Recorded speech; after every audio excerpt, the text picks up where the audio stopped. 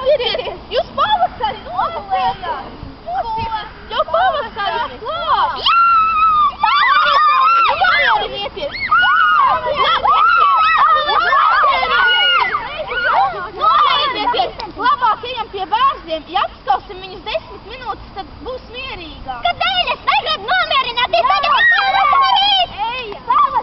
Ejam, nomierināsimies un jāsāk maksāt. Labi! Tiešām nomierina. Tad citu, kurš jau tecināja bērnu sulas? Kurš kļāvu? Es?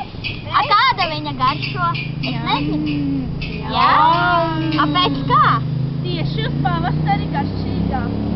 Kurš no rītiem dzirdēja putniņus? Es arī. Es vienmēr no rītiem eju uz autobusu un tā skan.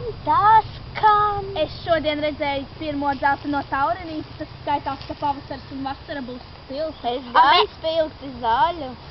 Mēs ar Kristiānu ejot jau ziemā uz bibliotēku redzējām sarkanu krūtīti. Es gan redzēju raibu taurentiņu. Nu tad jau vasara būs spilgta. Jā. Un pavasaris? Vai redzējāt pirmo sārku, kas atgriezās? Protams, uz pļavas. Vai jūs redzējāt straužus kā? Jā.